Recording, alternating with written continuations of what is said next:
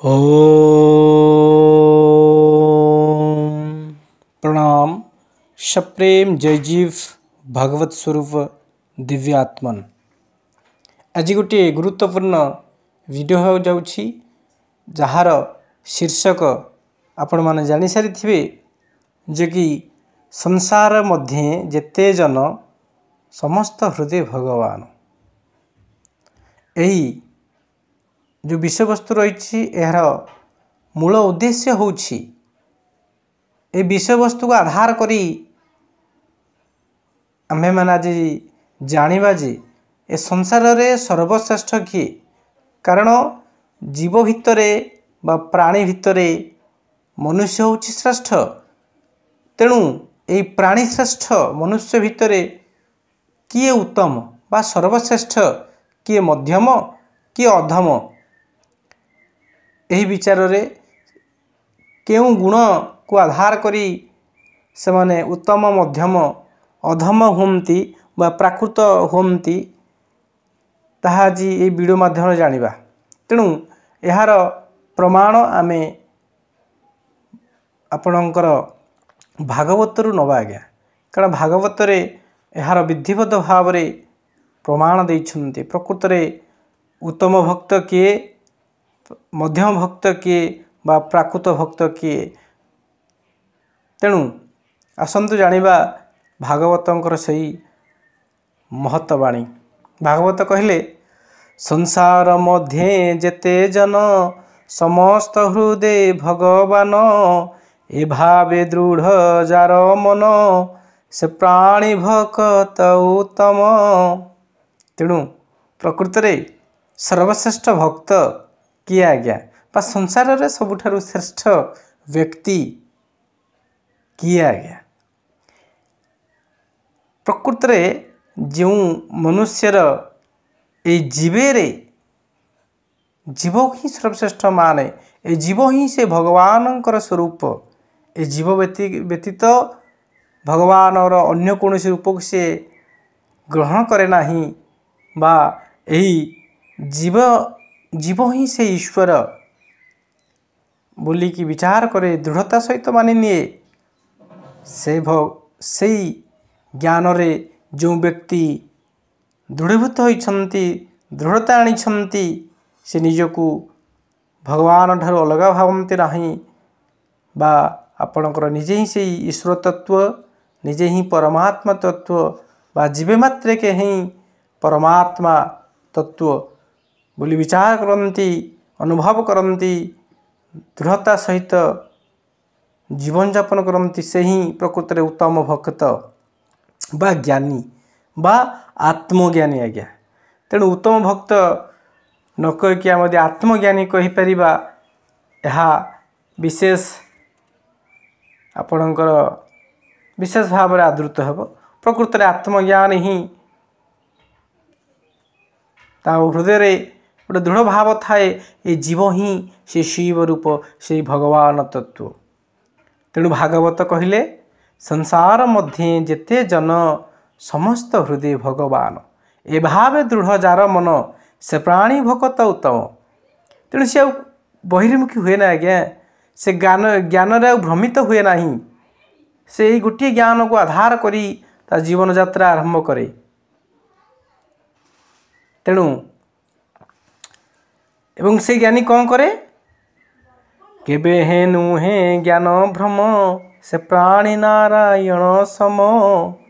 तेणु से उत्तम भक्त ज्ञान केबे भ्रमित हुए नाही से एणे तेणे दैत्य ज्ञान ग्रहण करे नाही से प्राणी बा ईश्वरंकर अन्य रूप जीव तत्व बा जीव को ही से शिव रूप रे ग्रहण करती। ए जीव ही से भगवान ए जीव ही ये आत्मा ही अव्यक्त ब्रह्म यही भाव रे से दृढ़ निश्चित थांती एवं साधना करी समाधिस्थ ही ये ज्ञान को से तंकर प्रति जीवकोश अनुभव करे। ये जीव ही ब्रह्म यही आत्मा ही परम ब्रह्म परमात्मा यही ज्ञान रे जे दृढ़ थाए जे भावे ए समस्त जीव ही भगवानंकर स्वरूप बा भगवान ही ये जीव रूप रे अछंती जीव रूप रे अछंती। भगवान को अन्य को भगवान को जीव ठारू अन्य बोली भाविकी ताकर गोटे सेपारेट अस्तित्व गोटे भाव अलग भाव बोली मन करते ना। तेणु ये जीव पूजा ही सी दृष्टि रे सर्वश्रेष्ठ से जीव की भगवान स्वरूप बोली मन करती एवं यही भाव रे कालातिपात करती। से निजे ही ब्रह्म सारा संसार को ब्रह्म बोली मन करती। तेणु से व्यक्ति ही भक्त उत्तम। तेज आसतु आज्ञा मध्यम भक्त कथा जानिबा। भागवत कौन कहती मध्यम भक्तर लक्षण कौन। मध्यम भाव एबे शुण जेबे अर्चई नारायण। मध्यम भक्तर कि लक्षण आज्ञा ना से अर्चना करिवो पूजा अर्चना करिवो भक्ति भाव रे विभिन्न ईश्वर देवादेवींकर आपणकर मूर्ति को एवं तांकर गुण कौन थी आज्ञा सत सत कर्म करे ए भाव हेतु न विचारे। तेणु तार कर्म भी से भाई हम आज्ञा जेहेतु भेद ज्ञान अच्छी निजक ईश्वर ठारू अलगा बोली मन करछि एवं सबु कर्म जिते से कर सत असत कर्म करे मिश्रित कर्म करे सत एवं असत सत्य कर्म असत्य कर्म शास्त्र उचित और शास्त्र विरोध कर्म करे ए भाव हेतु न विचारे। तेणु ये द्वारा क्या कौन कार क्षति होउछि निजर कौन लाभ केते क्षति केते होउछि ए भाव ता हृदय न थाए। सुप्रिय आनंद प्रमाणे असत सुख बोली जाने। सुप्रिय निजर आत्मीय स्वजन मानू आनंद बोली मन करे सी ही भावे आनंदर श्रेष्ठ मार्ग होउछि आपणकर यही ज्ञाति कुटुंब बा प्रिय वस्तु ताको आनंदर उत्स बोली से मन करे असत सुख बोली मन। तेणु ये जो असत सांसारिक सुख प्रति से आसक्त हो जाए ये असत सुख को से शाश्वत सुख बोली शांति बोली मन रे धरी थाए बा ग्रहण करि थाए। पुनश्च प्रतिष्ठा गुणे करे श्रम एणु से बोलाई मध्यम। तेणु तार कर्म गुड़िक भी आज्ञा तार जो से कर्म करे ता भितर से आसक्त थाए किभली भाव रे से प्रतिष्ठा लाभ करिवो बा संसार रे ताको समस्त बाहा बाहा देवे निजर गुण कीर्तन से अन्य मानक द्वारा करइबो सेतिपई से श्रम करे बा कार्य करे। तेणु से मध्यम भक्त बोली गणा हुंती। एबे आसवा तृतीय भाव कौन प्राकृत भाव एबे शुण एबे पूजई नारायण केवल लौकिक मते श्रद्धा न थाई अंतर्गते। प्राकृत भक्तर लक्षण कौन बा आपणकर प्रथम कहले उत्तम मध्यम एवं प्राकृत बा अज्ञानी कहले अत्युक्ति हेब नाही। अज्ञानी लोक माने कौन करती ना सी पूजा अर्चना भी करती किंतु एमानंकर पूजा अर्चना रे ना थाए भक्ति ना थाए श्रद्धा। आज्ञा केवल लौकिक मते श्रद्धा न थाई अंतर्गते। केवल लौकिक मतरे लोक मानक ताकू भल कहिबे लोक मानकू डरी बा लोकलोचन रे से पूजित होपाई कि लौकिक मतरे लोक देखाणिया से पूजा अर्चना करती श्रद्धा अंतर रे बिल्कुल न थाए। तेणु से लोक देखाणिया पूजा अर्चना करती एवं मनरे अहंकार भरती। मनरे अहंकार भरी दंडे विचारे भक्ति करी। तेणु निजर तो आत्मज्ञान नहीं एवं से ईश्वर जो मूर्ति अच्छी विभिन्न देवादेवी मूर्ति को सी भी आंतरिक सहकार पूजा अर्चना करे नहीं श्रद्धा न थाए अंतर रे एवं मनरे अहंकार भरे। जदि दंडे निमिष पूजा करिथिबो से भावी थो जो बहुत पूजा कली यार फल मोर अनेक पाया कथा एभली भाव रे अहंकार मनरे भावे भरिकी सी चले। अल्प समय पूजा करिथिबो सी भी लौकिक मतरे श्रद्धा न थाए एवं मनरे अहंकार थाए जे मु ईश्वरंकर बड़ भक्त मु आज ईश्वर को एतिकी पूजा कली। तेणु यही भाव रे आपण भागवत तीनोटी भक्तर बा समग्र मानव जाति को ତିନି ଶ୍ରେଣୀରେ ବିଭକ୍ତ କରିଛନ୍ତି। ଗୋଟିଏ ହେଉଛନ୍ତି ଆତ୍ମଜ୍ଞାନୀ ଏବଂ ଗୋଟିଏ ହେଉଛନ୍ତି ଦୈତ୍ୟଜ୍ଞାନୀ ଏବଂ ଅନ୍ୟ ହେଉଛନ୍ତି ଅଜ୍ଞାନୀ ଭକ୍ତ। ତେଣୁ ସର୍ବଶ୍ରେଷ୍ଠ ଭକ୍ତ ସେ ହେଉଛନ୍ତି ଆତ୍ମଜ୍ଞାନୀ। ପ୍ରକୃତରେ ଆତ୍ମଜ୍ଞାନ ହିଁ ସବୁଠାରୁ ଶ୍ରେଷ୍ଠ ଜ୍ଞାନ ଏବଂ ଯେଉଁମାନଙ୍କର ଆତ୍ମଜ୍ଞାନ ହୋଇଯାଏ ସେ ହେଉଛନ୍ତି ପ୍ରକୃତରେ ଶ୍ରେଷ୍ଠ ମାନବ। ସେମାନଙ୍କ ଦ୍ୱାରା ଜଗତ ଉଦ୍ଧାର ହୋଇଥାଏ। ଜଗତରେ ଶାନ୍ତି ପ୍ରତିଷ୍ଠାରେ ସେମାନେ ସହାୟକ ହୁଅନ୍ତି। ନିଜ ଜୀବନରେ ସୁଖ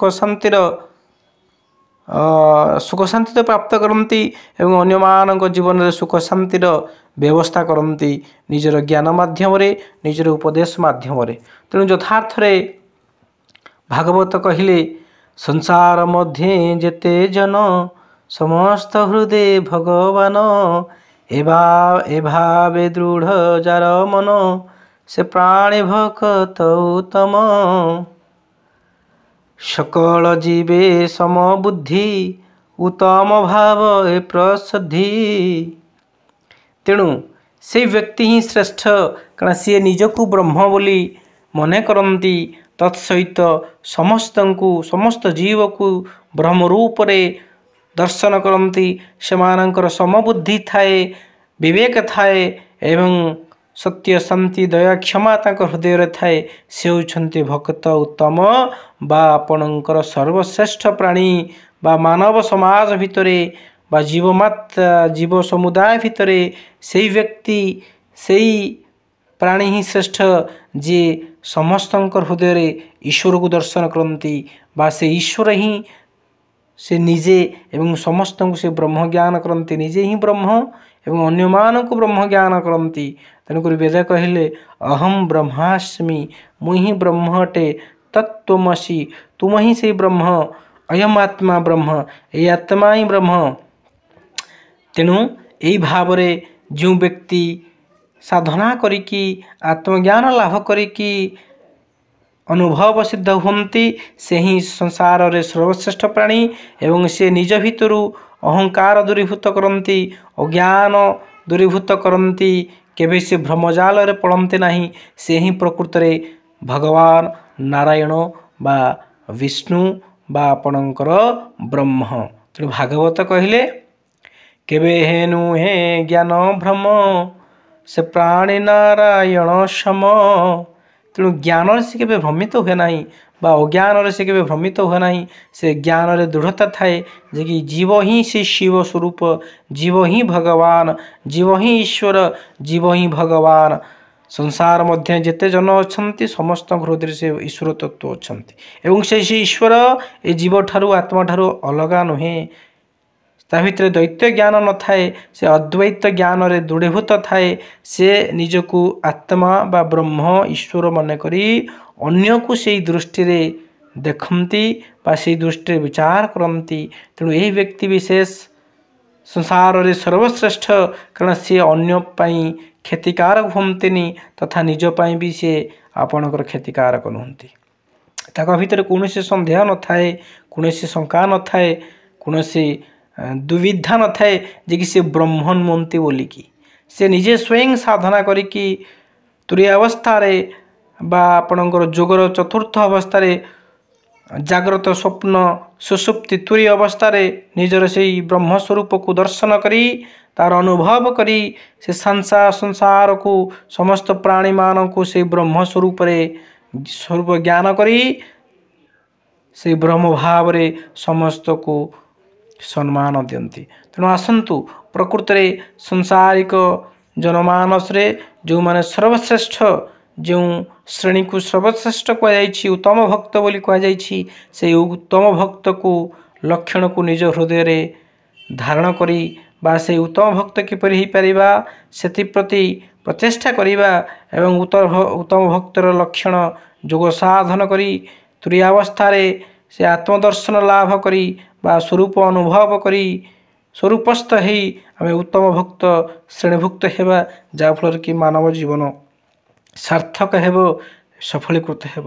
जे पर्यंत मनीष निज स्वरूप को तत्व तो जानीपारि नाही, निजे ही अव्यक्त ब्रह्म, निजे ही सच्चिदानंद स्वरूप ब्रह्म, निजे ही साक्षी स्वरूप, जो तत्व को अस्त्र ना काटी पारे, पवन ना उड़ाई पारे, जल ना भिजई पारे, ना अग्नि जलई पारे, से निजर से अव्यक्त चैतन्य सत्ता सहित ओतप्रोत भाव जड़ित हो जाए, से निजको आविष्कार करे समाधिर से आपणकर अव्यक्त अवस्था। तेणु आसतु प्रत्येक जोग साधन करिबा, जोग साधन करी निजर जो ब्रह्म स्वरूप अच्छी तार अनुभव करी मानव जीवन रे बा निज जीवन रे दुख यातना अनुताप अज्ञानता भय क्रोध बा समस्त रिपु को दमन करी समस्त रिपु उपरे विजय प्राप्त करी निजको आत्मा रूप रे आविष्कार करिबा,